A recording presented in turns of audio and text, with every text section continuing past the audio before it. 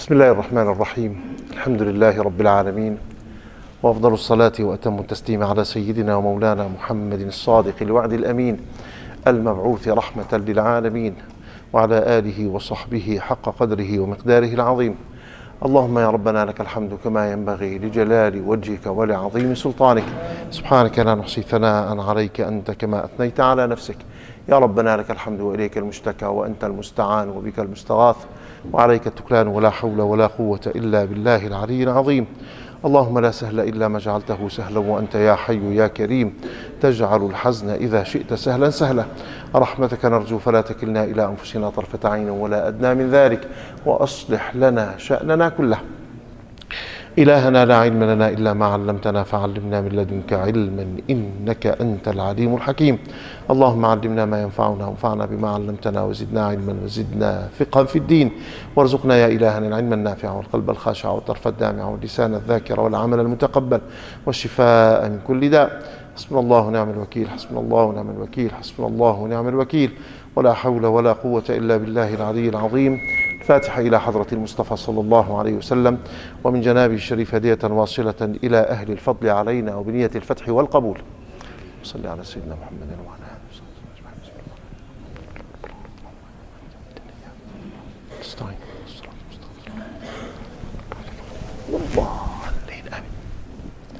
وصلى الله على سيدنا محمد وعلى آله وصحبه أجمعين.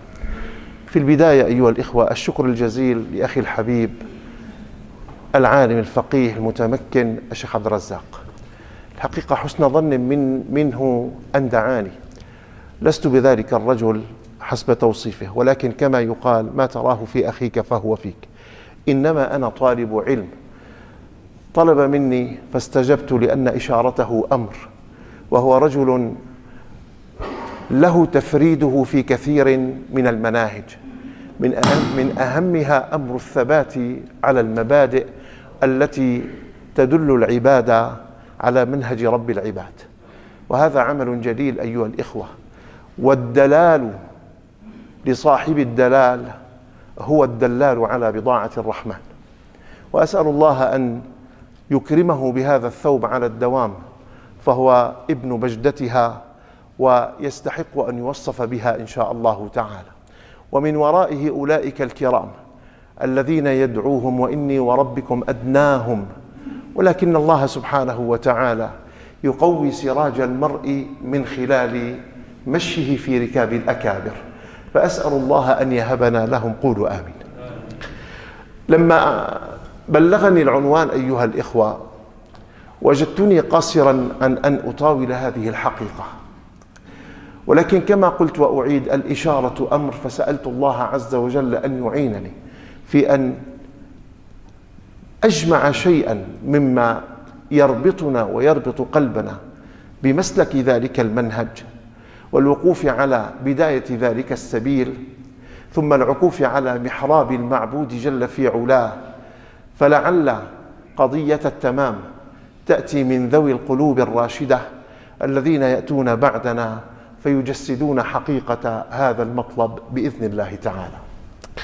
قبل أن أبدأ، قد سألت الله عز وجل أن يعينني على تصوير حقيقة مطلب الصلاح والإصلاح. طبعا القضية تتعلق بالمادة اللغوية، وتتعلق بالجانب التربوي، وتتعلق بالجانب المسلكي. فإذا نظرنا إلى واقعنا على الأعم الأغلب وجدنا أنفسنا مطالبين، وقليل منا من يطالب نفسه. نحن نطالب غيرنا، فإذا طولبنا وضعنا من يطالبنا على المنهج وعلى الميزان دون أن نطالب أنفسنا.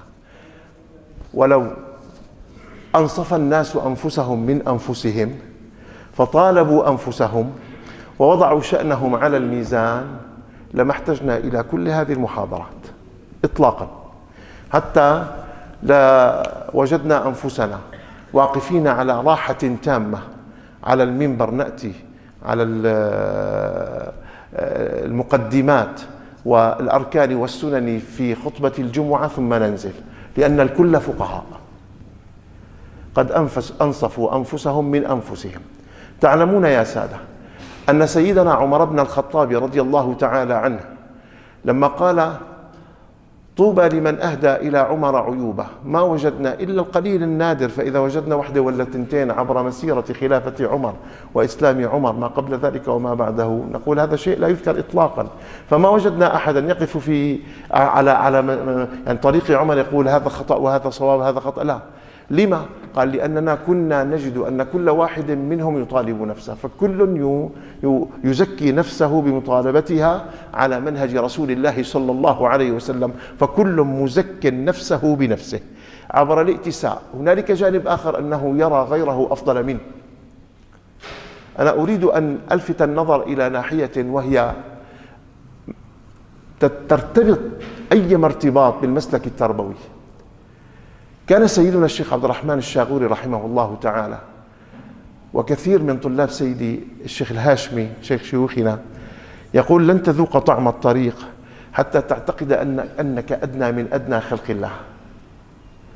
فلو كل واحد منهم رأى نفسه أدنى من أدنى خلق الله عاد في استكبار، عاد في غرور، عاد في باطن إثم؟ أبدا، تنفض السالفة كلها. ولكن لما استكبرنا وصرنا نرى أننا نفاعون تجزأنا وتمزقنا. نعم، وبالتمزيق احفظوها، بالتمزيق تقزيم، دائما تظهر الحكاية، ونسأل الله العفو والعافية. أنا كتبت مقدمة قصيرة جدا أقرأها عليكم ثم أنطلق إلى ما فتح الله علي من قضية تفعيل هذا الأمر. طبعا العنوان كما قال سيدي الشيخ عبد الرزاق الإصلاح والفرق بين الصلاح والإصلاح. بسم الله الرحمن الرحيم. الحمد لله رب العالمين، والصلاة والسلام على سيدنا محمد رسول الله وآله وصحبه ومن والاه، وبعد. فإن الكلام عن الصلاح والإصلاح إنما هو عكوف على عتبات المحراب الأساس للمكارم الهادية الدالة على مسالك الوصول إلى مقاصد الشريعة، المقاصد الشريعة الراشدة التي ما مهدت سبلها إلا لكمال خلق الإنسان بخالقه وجمال صورته بتطبيق شرعه. ذلك أن المكلف صنعة الصانع البديع، الذي كلفنا هو الذي صنعنا وهو الذي علمنا جل في علاه. فشرفه من ذلك العطاء، وعزه من ذلك النماء، وسعادته في رحاب أوبته إلى رب السماء، يعني المكلف عفوا، أوبة المكلف إلى رب السماء.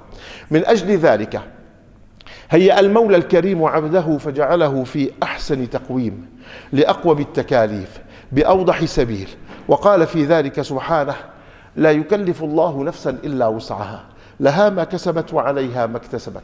ولاحظ في معرض التكليف تلطيف، لاحظ ما هو؟ كل من عنده شمة لغة يدركها. ربنا عز وجل لما قال لها استعمل لها الفعل البسيط الذي ليس فيه مبالغة، فقال كسبت، ما قال اكتسبت.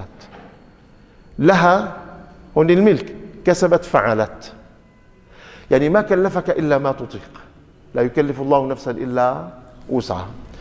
وعليها ما اكتسبت افتعلت، جاءت المبالغة في قضية المعصية لا في قضية الطاعة.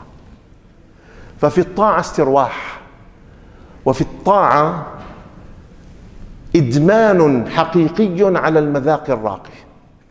فمن يدمن على صلاة، بل أقول على الشرطية، من يدمن على صلاة الفجر لا يمكن ولا يستطيع أن يتركها بتاتا، وإن فاتته يوما شعر بنقص ذريع وأحال نفسه إلى الوقوف بصدق وإخلاص في محراب التوبة.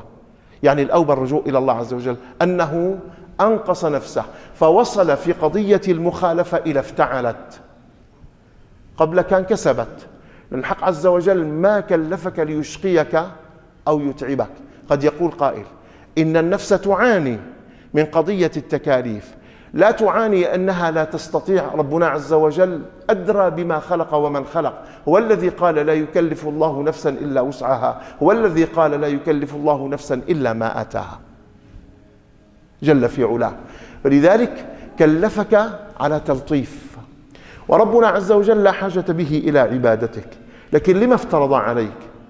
والله يا أيها الإخوة، لو أردنا أن نختصر المسيرة كلها والبرنامج كله والانطلاق كله والتوجه كله لما وجدنا له سوى كلمة واحدة هي في المبتدأ والاختتام: الحب.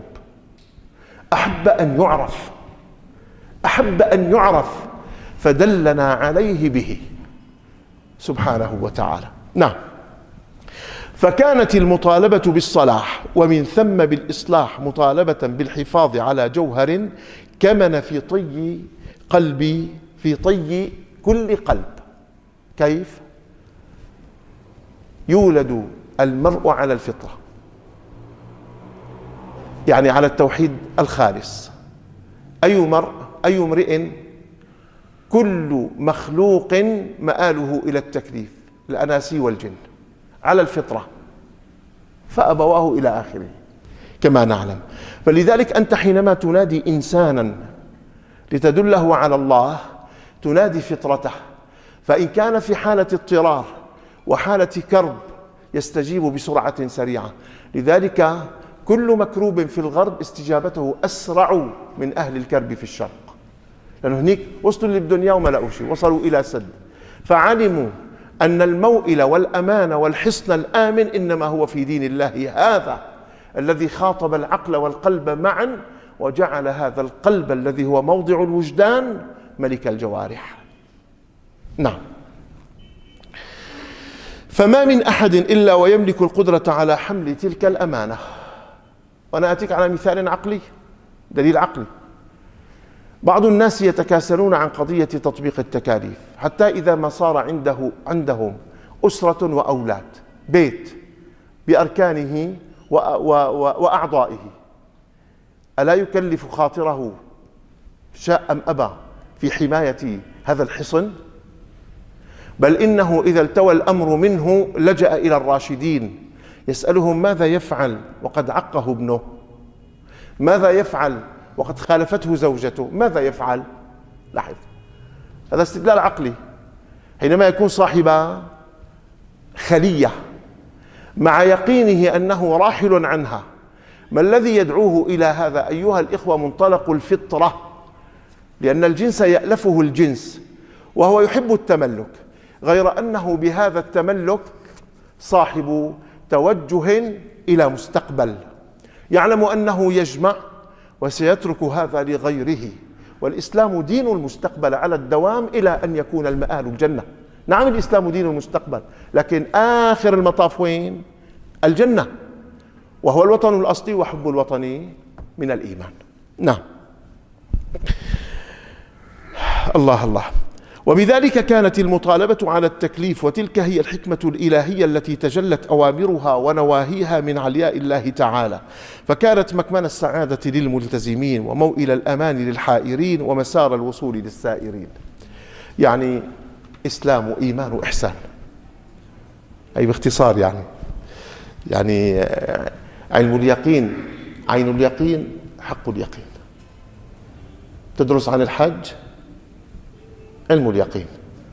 تصل على مشارف مكة، عين اليقين. تصل على مكة، صرت مكاوي، صار حق اليقين. إسلام وإيمان وإحسان. أين محل الإسلام؟ الجوارح. محل الإيمان القلب.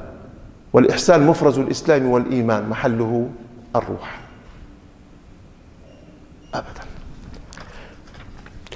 ولما كان العبد مكلفا على موازين دقيقة من الاختبار والابتلاء في نظام الاختيار، مع كونه بشرا كان لا بد من التذكير بما كلف وطولب بين الفينة والأخرى لعنصر الابتلاء بالغفلة والاختبار بالهوى. يغفل الإنسان فيذكر، ويهوى فيرد. نعم. كيف يرد؟ بعضنا لا يرد بسياق إلى الجنة بالسلاسل، لكن البعض الآخر لا يرد إلا كذلك. وفي كل ترجمة حب الله للعبد. نعم. الله الله.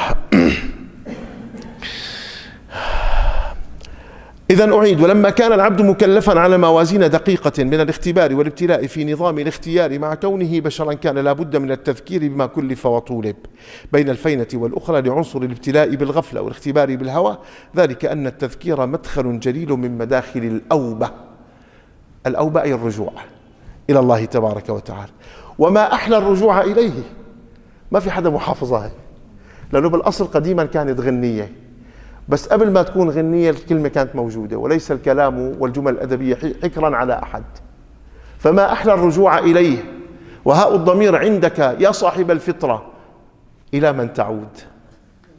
يا عيني عليك. نعم،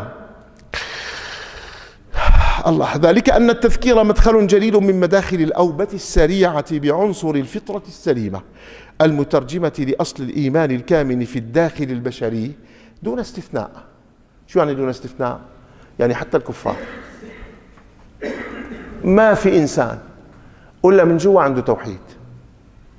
ما في إنسان، أنا ما أقول المسلم، ما في إنسان إلا ومن داخله مقام التوحيد.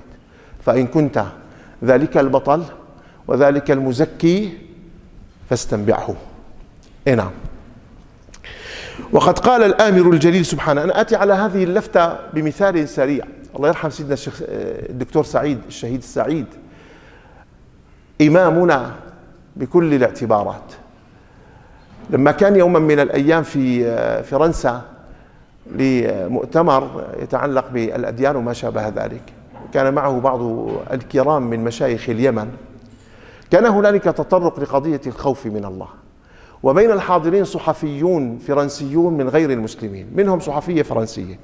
نعم. فالكلام عن الخوف حرك منها المشاعر وجعلها تبكي، وهي ليست مسلمة، بس من جوا إن الدين عند الله ما في كلام. نعم. بعد أن انتهت المحاضرة، وكان الشيخ رحمه الله، أنا ما رأيت إنسانا يجسد تصوف الإمام الجنيد كسيد الشهيد السعيد أبدا، وأنا أتحدى والله، واللي بيجيب لي تجسيد لمنهجية الإمام الجنيد كالدكتور سعيد أنا جاهز.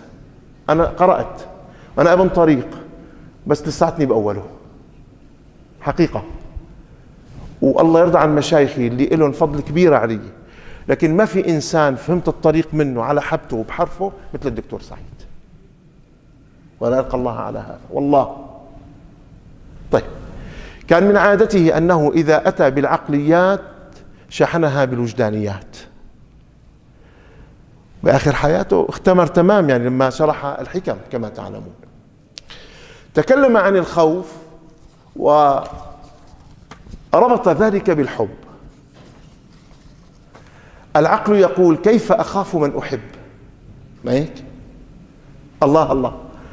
قال بعد أن انتهت الجلسة انطلقت تلك الصحفية تستأذن على الشيخ في غرفة الانتظار والضيافة، يعني لتسأله ذلك السؤال، وهي تبكي ولما تسلم.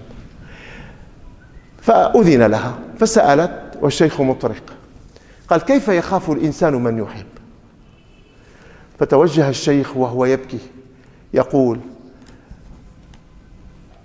الخوف الذي تعنينه خوف العقاب، أما الخوف الذي نعني، أنا أترجم معنى ما قال الشيخ، أما الخوف الذي نعنيه إنما هو خوف الخشية. فالأول خوف من دخول النار، والثاني خوف من حرمان المحبوب. فالأول اسمه مقام خوف، والثاني اسمه مقام خشية. وقال العلماء الخشية مقام أعلى من مقام الخوف.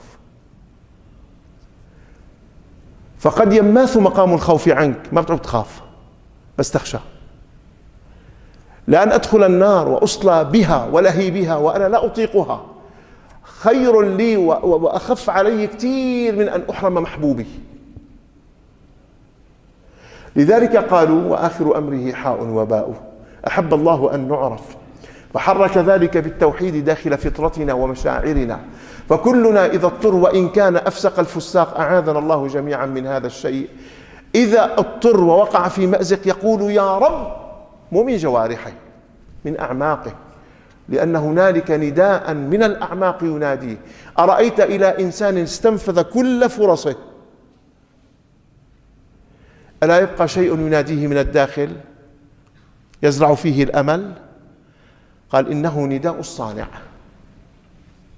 نداء اللي صنعك أنت، هو قال لك تعال عندي لا تيأس. وقد نهينا عن اليأس لأنه لا محل له في علاقة العبد مع الرب. نعم،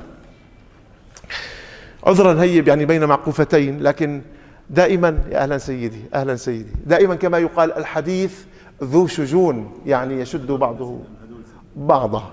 والله أنا كنت أتحمله يعني شطحاتي، بيقولوا عني شطيح هيك بيقولوا عني، بس مو هيك الشطح. الشطح بده يكون ما شايف حدا، الواحد ما سيدي مو حاسس بحدا. فالله يتوب علينا، الله يكرمنا بالفناء عن الحظوظ في رحاب البقاء بالحقوق. قولوا آمين. نعم.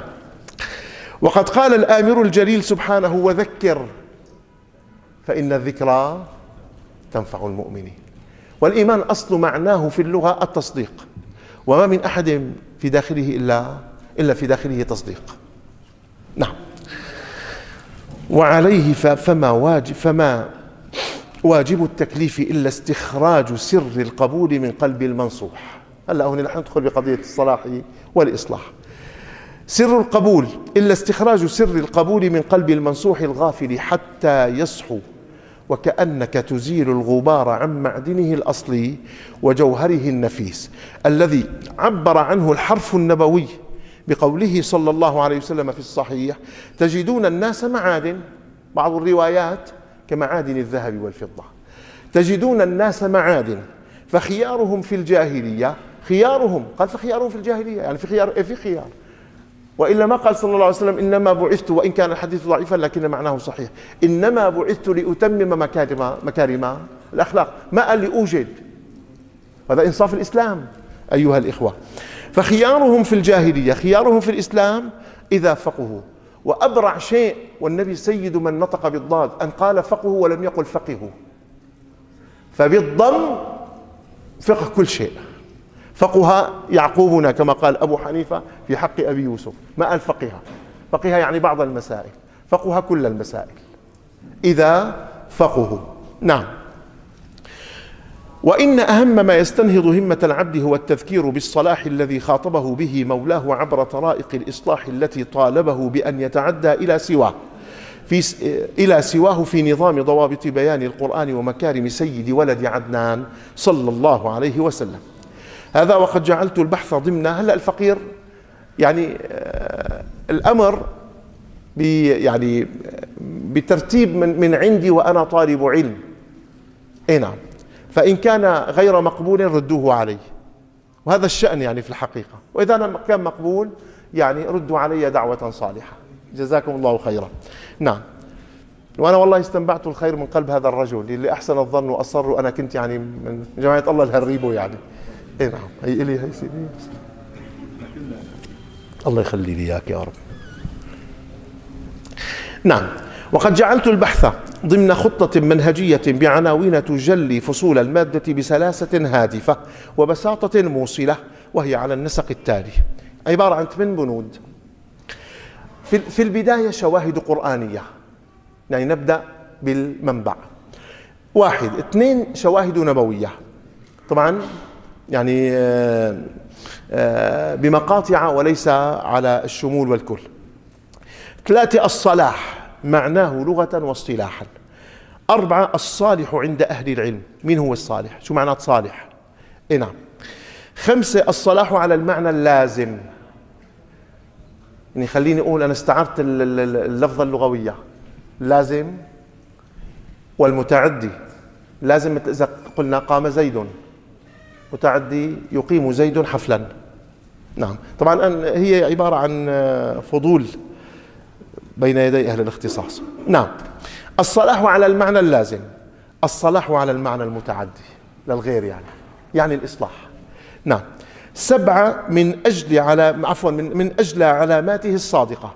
8. ثمراته العاجلة والآجلة. تسألني يعني ألا يكفي أن تتكلم عن الآجلة؟ لا، بدنا علامات على الآجلة، هي العاجلة. الحق عز وجل من سننه الكونية بيعطيك دائما إشارة إلى أنه قد قبلك. نحن تعلمنا من مشايخنا من علامة قبول العمل تيسيره، وإذا أراد الله أمرا هيأ أسبابه. يعني احنا طلعنا فوجدنا زحام، الآن اجي على واقع وجدنا زحاما، وأنا خفت الحقيقة، قلت له يا رب دخيلك، إذا كان في قبول يسره. ومسكت الصلاة على النبي، الصلاة السراجية، فكنا لسه بالجسر الأبيض يعني، وقد أذن علينا المغرب هناك، فدعوت الله أن أدرك الصلاة معكم فأدركتها ولله الحمد، فأخذت من ذلك علامة على القبول إن شاء الله. تسألني منين جبتها؟ هي جبتها من حسن الظن بالله يا أخي والطمع برحمته. نعم. ختاما أسأل الله لي ولكم القبول، إنه سميع مجيب وبالإجابة جدير. ثم نبدأ الآن بالترتيب كما وعدنا إن شاء الله تعالى. نعم. صلى الله على معلم الناس الخير. نعم سيدي. الله الله. شواهد قرآنية.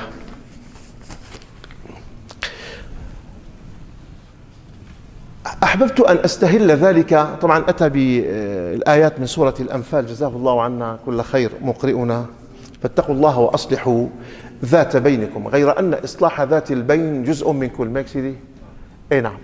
فنحن يعني ننشد الإصلاح على المستوى الواسع. لذلك أحببت أن أستهل الشواهد بآية الأحزاب أو آيتي الأحزاب. يا أيها الذين آمنوا اتقوا الله وقولوا قولا سديدا. هي الآية 70 هنا وقفت، ما يكسدي، حتى لو وقف عندها وسجد وركع الإمام ما في حتى ولا كراهة، على رأس الآية كما يقال. يا أيها الذين آمنوا اتقوا الله وقولوا قولا سديدا. الحق عز وجل ما قال يا أيها الذين آمنوا قولوا قولا سديدا، قال اتقوا الله قبلها. لما؟ قال لأن قضية التقوى هي الوعاء الذي توجهك إلى المطلب.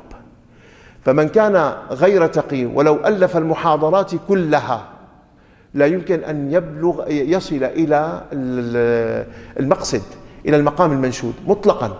هنالك قصود أيها الإخوة. أنا أعشق ما يسمى بمقاصد الشريعة، ولكن على مدلول الشريعة لا على هوى المتكلم. هنالك أناس يقولون مقاصد الشريعة ثم يتكلمون عن مقاصد الشريعة حسب هواهم. هذا مو هيك مقاصد الشريعة. مقاصد الشريعة أن تفهم المقصد من الله ومن الشارع. فلما يأتيني إنسان يقول لي خذ الآية وطوعها على منزول الحدث، قل له لا يا أخي اعكس، حدث أمر فاجعل الآية بل الدليل الشرعي من كتاب الله وسنة رسوله هي الميزان. فإن وزن هذا الأمر قبلناه وإلا رفضناه. أما أن نطوع النص بغير ما أنزل من أجله هذا لي. وأول ما بدأ به المستشرقون وقبلهم القرآنيون، وأرادوا أن يطوعوا الدليل على ما يهوون فهووا وهبطوا وأنسوا ولله الحمد، وبقيت الحقيقة على رايتها الخفاقة بفضل الله عز وجل.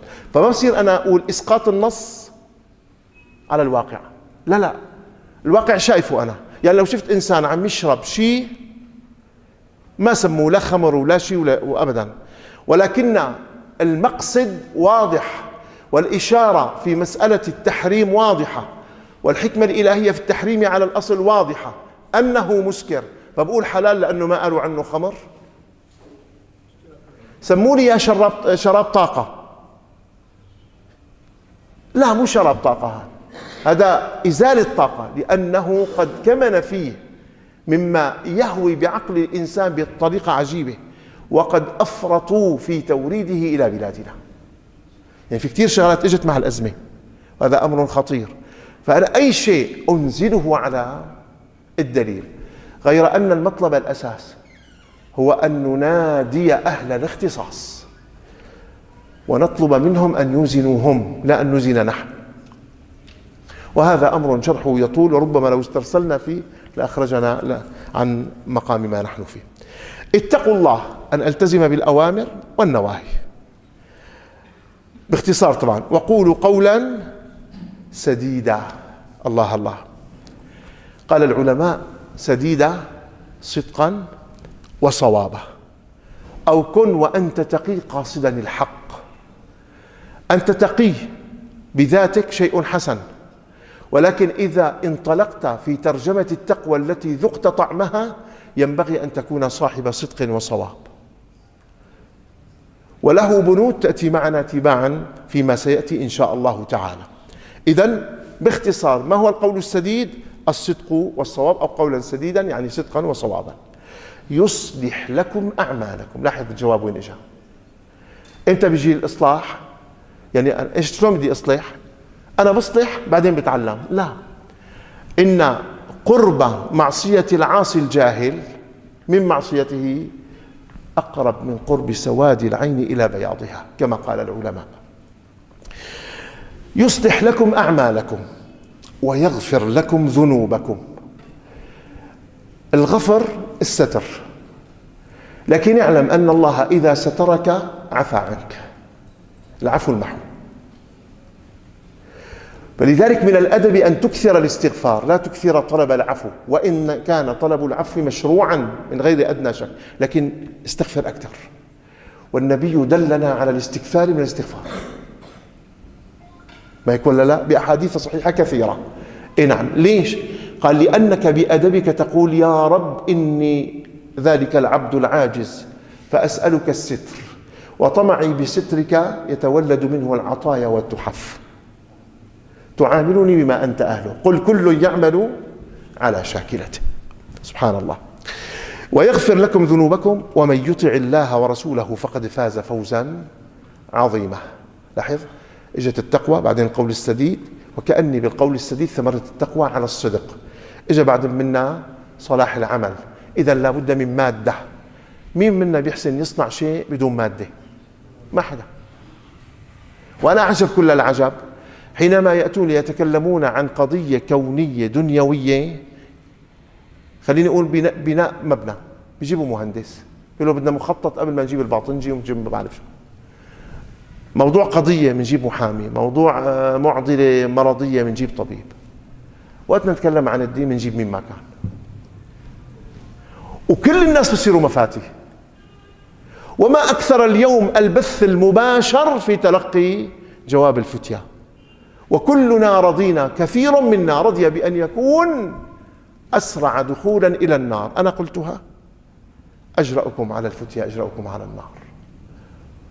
وأسمع اليوم أجوبة إخواني ما وردت ولا يعني تجد محلا لها لا في العقل فضلا عن النقل إطلاقا، للمسايرة تارة، وللهوى أخرى، ولتجميع الجماهير تارة ثالثة. أمر جمع الجماهير لا يعنيني بقدر ما يعنيني أن أطلق، بل أن أنطلق بحجتي في القبر وأنا وحدي.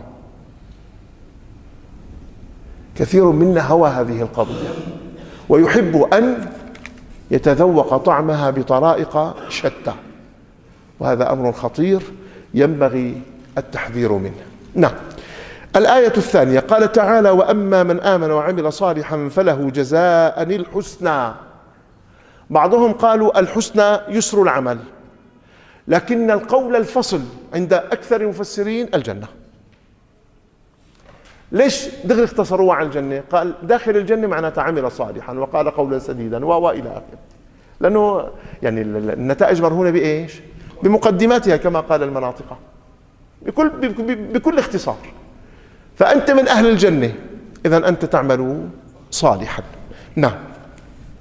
وقال تعالى: فمن آمن وأصلح فلا خوف عليهم ولا هم يحزنون. قال في الدنيا والآخرة بإذن الله تعالى. نعم.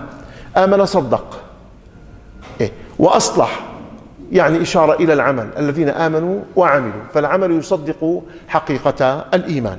وقال تعالى: إلا الذين تابوا وأصلحوا واعتصموا بالله وأخلصوا دينهم لله فأولئك مع المؤمنين وسوف يؤتي الله المؤمنين أجرا عظيما. وقال تعالى: من عمل صالحا من ذكر وأنثى وهو مؤمن، شوف الجملة الحالية، وهو مؤمن فلنحيينه. من الذي يقسم؟ من الذي يؤكد؟ جل في علاه. نعم. فالوعد حاصل. فلنحيينه حياة طيبة. قال فلما قال بعدها سبحانه وتعالى ولما قال بعدها ولنجزينهم، قال ها في ذلك إشارة إلى أن الحياة الطيبة في الدنيا هي العاجلة، هي من جملة العاجلة. إيه نعم. ليش؟ قال حينما اتقى الله عز وجل ذاق طعم الإيمان، فلما ذاق طعم الإيمان علم حقيقة السعادة، فهو سعيد وإن كان في سجن، وهو سعيد وإن كان ذا قل ما معه مصاري ما معه شيء، وهو سعيد وإن كان قليل ذات اليد وعديما على الإطلاق بين الناس، فهو سعيد وإن لم يشر إليه بالبنان فهو سعيد، لأنه بتجليات الحق وتقواه مع ربه الذي كلفه نفذ إلى حقيقة ما أراده المولى سبحانه وتعالى، فشعر بأن السعادة خرجت من داخله. ليش؟ قال لأن جواته هو أصلها الفطرة. نعم. الله.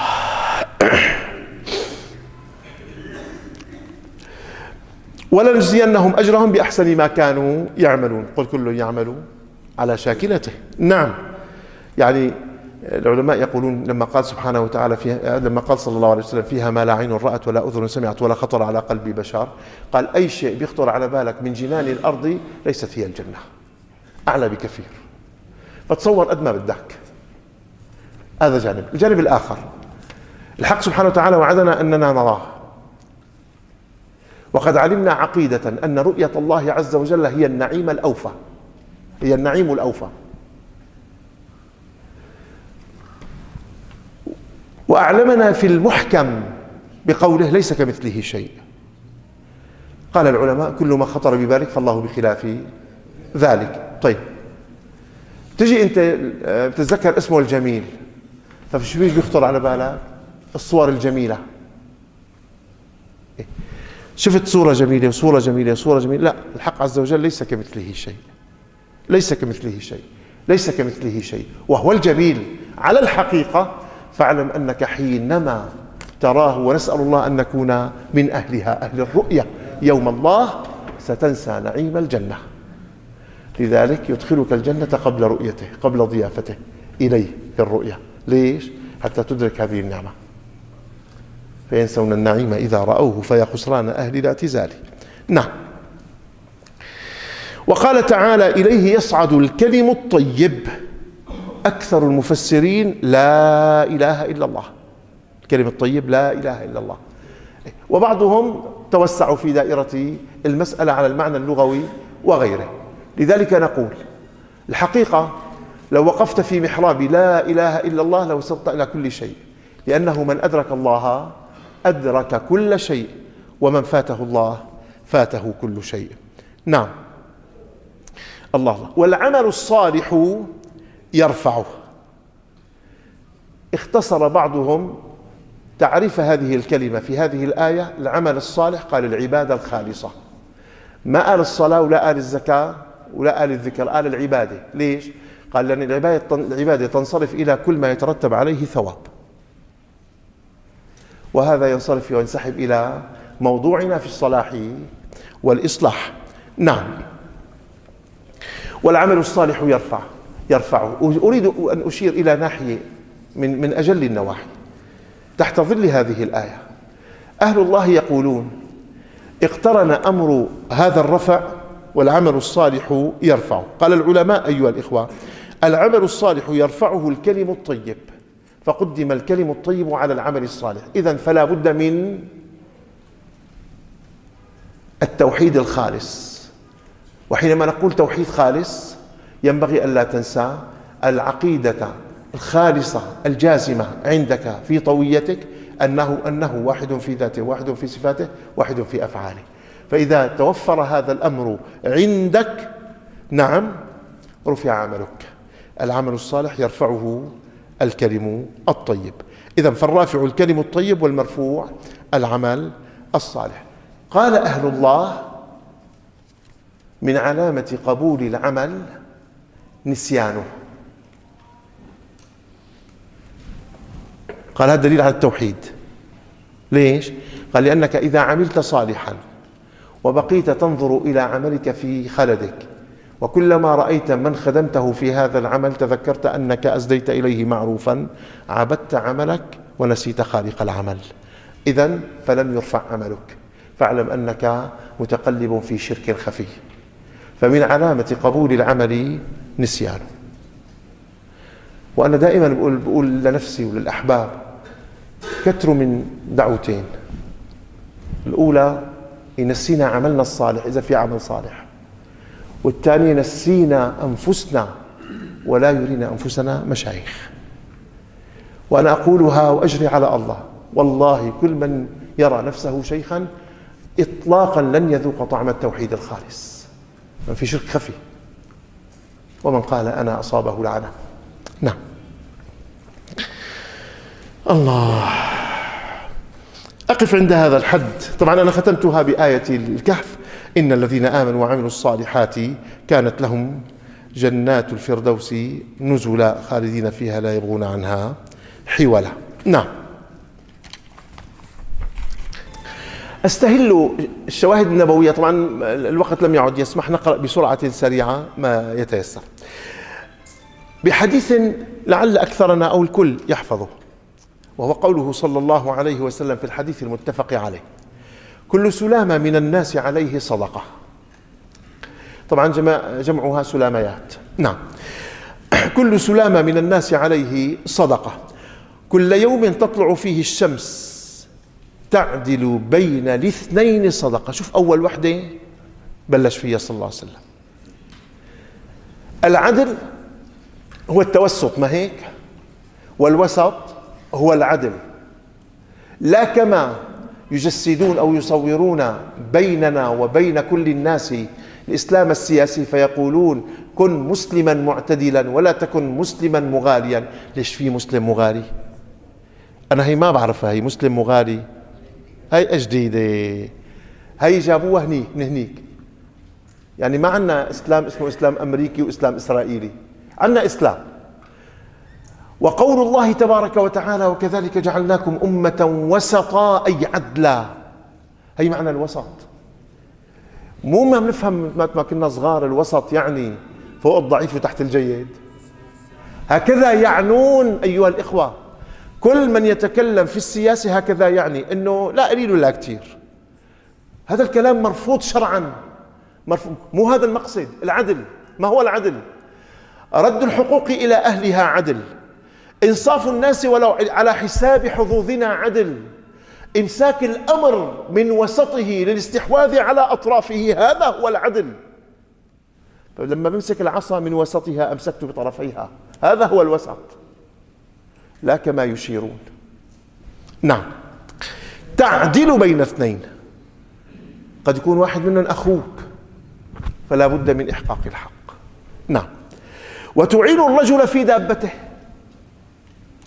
لاحظ النبي عليه الصلاة والسلام ذكر الأشياء المتعدية. نعم. والمقصود بالدابة المركوب أو ما شابه. فتحمله عليها أو ترفع له عليها متاعه صدقة، والكلمة الطيبة صدقة.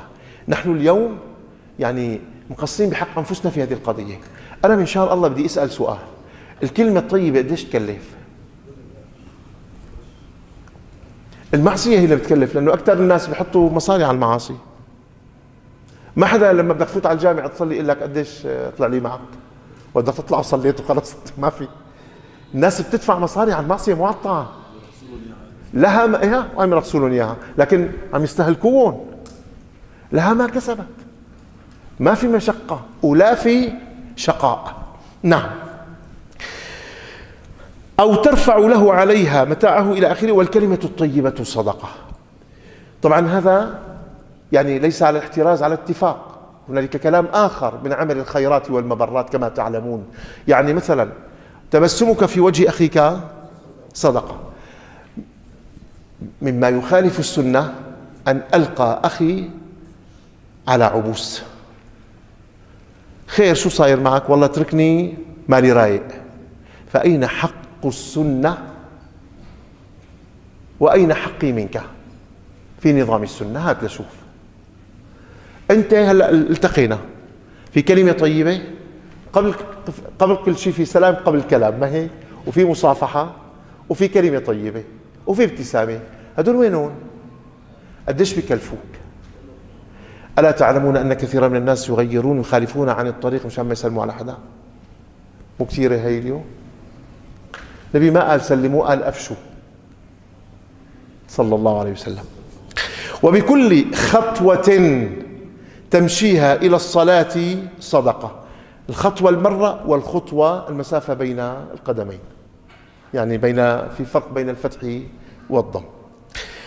نعم. وتميط الأذى عن الطريق صدقة. لشد ما يعظم في ذهن العقلاء ذو السلطة وذو الجاه وذو المال أن ينزل من سيارته الفارهة وقد رأى أذى في قارعة الطريق بل في وسط الطريق فأزاله بيده عبادة وقربة إلى الله، ثم رجع فركب وحمل حاله ومشي. فكما قال أحدهم للرشيد: تواضعك في شرفك خير لك من شرفك. أليس في هذا إشارة إلى الإصلاح المتعدي بعنوان اللازم؟ نعم. الله الله. وعن عائشة سيدتنا وأمنا عائشة رضي الله تعالى عنها قال، نتأمل حرف هذا الحديث قديش في يعني فوائد وقديش في مداخل اعتبار. قالت: سمع رسول الله صلى الله عليه وسلم صوت خصوم بالباب عالية أصواتهما. يصح عالية ويصح عالية على التوصيف أو الحال. نعم، عالية وعالية.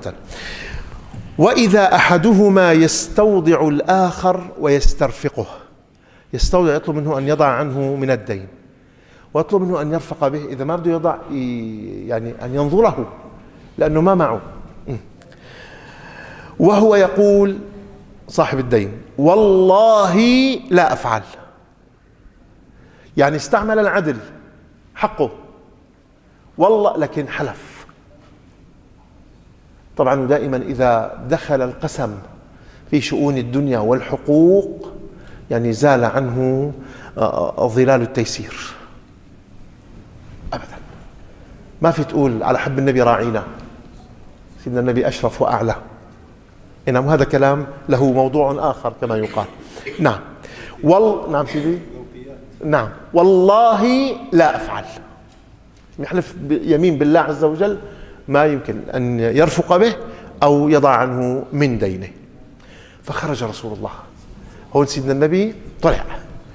أيها الإخوة، إن قلنا إن النبي صلى الله عليه وسلم ما غضب قط فصحيح فيما يتعلق بحق نفسه، أما في حق الله فقد كان له غضبة، وكان إذا غضب ظهر على جبينه عرق يسمى عرق الغضب، فإذا غضب لا يستطيع امرؤ أن ينظر إلى وجهه خشية من رسول الله صلى الله عليه وسلم. ما غضب إلا لله. المؤمن يغضب ولكن لله. طبعا في حق رسول الله ما نقول بدنا تحرير نية، أعوذ بالله، فهو المعصوم. في حق أنفسنا لا بد من تحرير النية إذا غضبنا لله. نعم. فخرج عليهما يعني على الطرفين رسول الله صلى الله عليه وسلم فقال: أين المتألي على الله لا يفعل المعروف؟ ما قال له لا يرفق أو لا قال له لا يفعل المعروف. فدغري صرفها إلى معناها الجوهري. متألي الحالف وينه؟ وإن كنت صاحب حق، لكن يا أخي ليش عم تسكر على حالك؟ أيها الإخوة، أهل الله يقولون إنها مداخل من الخيرات ما ينبغي أن تغلقوا أبوابها. دير بالك، قد يأتيك مظلوم وأنت ما تحسن تنصفه، لكن ربما لو أصغيت إليه خففت عنه، فلا تعرض عنه. وربما إذا صدقت معه وهو مظلوم ومضطر في لحظة آنسة بدعوة صالحة أمن يجيب المضطر إذا دعا. لا ترد. مدخل خير إجاك لا تسكره، لأنه النتيجة بيد الله مو بيدك سبحان الله وبحمده. فشو قال صلى الله عليه وسلم؟ نعيد: أين المتألي على الله لا يفعل المعروف؟ أم هو لما شاف سيدنا النبي؟ كلنا قد يقع في هذا ونحن مؤمنون، أسأل الله أن يثبتنا نقع. لكن أنا حأسألك وأسأل نفسي وأسأل كل الحاضرين: لو شفت سيدنا النبي وأنت بحالة من مثل هذه الحالة طلع وحاكاك، شو بتساوي؟ الله أشتريها مو بعمامتي، والله أشتريها بروحي. أم شو قال الحالف؟ شو النبي عليه الصلاة والسلام؟ نعيد مشان يرتبط المعنى. قال أين المتألي على الله لا يفعل المعروف؟ فقال المتألي أنا يا رسول الله، فله أي ذلك أحب؟ دغري يلي بده يا أنا جاهز. فخرج النبي ليلحم القلوب مع بعضها بهذه الغضبة. ما بعرف إذا بيصح أن نقول الغضبة الجمالية، يعني الجلال مشوب بالجمال. الله الله، ليت أننا نأتسي بالحبيب. وقد جعلت من الشواهد ضمن هذه البنود الذي قرأت عناوينها عليكم ما يعني يثلج الصدر إن شاء الله، إن أعانني ووفقني وقبلني. لكن الوقت لم يعد يسمح، فلعل قادمات الأيام تعين في أن نتابع هذا الموضوع بمشيئة الله تبارك وتعالى، ليس على سبيل القيد الاحترازي، لا، هذا شأن أهل مكة. نعم، وأهل مكة أدرى بشعابها، فما لا يدرك كله لا يترك جله. أسأل الله سبحانه وتعالى لي ولكم القبول. ختاما أقول جزاكم الله عني كل خير أن قبلتموني على ضعفي في كل الشؤون، وأسأل الله دوام الستر. والله أعترف بأنني شعرت بإيناس عجيب لما وصلت، وشعرت بلحمة قل نظيرها في كثير من الأماكن، ولعل ذلك يدل على السر الذي زين به ربنا عز وجل سكان هذا المكان، وكما يقال السر بالسكان. فجزاكم الله عنا كل خير، وعذرا لعلي أنا تجاوزت العادة لمعتادينا، لكن قالوا النية ما شرعت إلا لتتميز العبادة عن العادة، والحمد لله رب العالمين.